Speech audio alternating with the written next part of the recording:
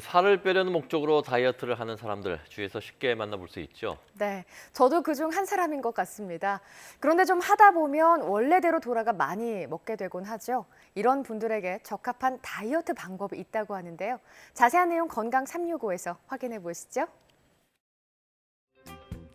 고혈압이나 당뇨, 또 콜레스테롤은 물론이고 허리나 무릎이 아파서 병원을 찾으면 꼭 듣게 되는 말이 있죠. 살부터 먼저 빼자라는 말이 아닐까 싶은데요. 오늘은 건강하게 다이어트를 계획하는 분들을 위해 준비했습니다.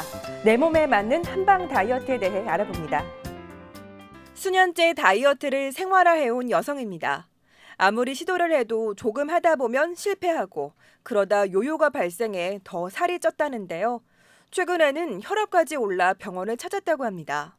네, 식이요법이랑 이제 운동으로 몇 년 동안 했는데 살이 빠져도 계속 다시 돌아와서 요요가 되게 심하게 왔어서 다이어트를 시작하면 허기를 참기 힘들고 심하면 두통과 어지럼증, 손발 떨림 현상이 나타나는데요.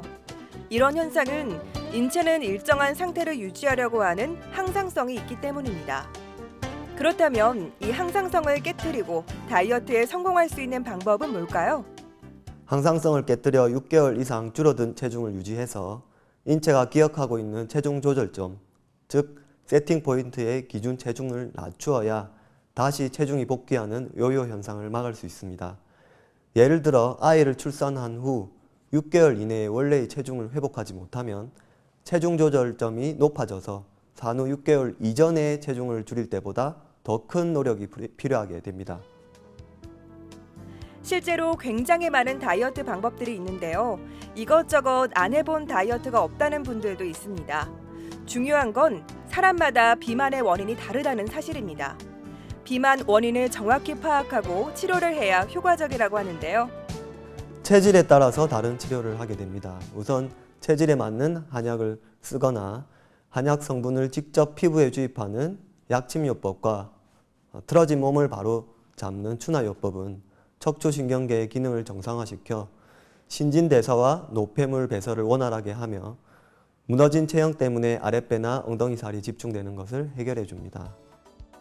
한약은 에너지 대사를 높여 지방을 분해시키고 독소와 노폐물 배출을 촉진시킵니다.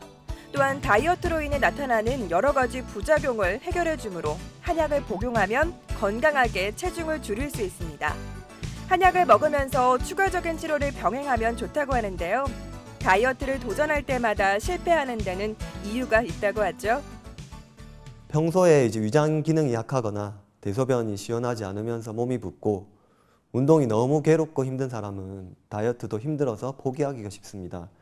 이런 경우에는 목표를 과하게 세우지 않고 오히려 몸을 보호하는 한약을 쓰면서 활동량을 늘려 점진적으로 체중을 줄여가야 합니다.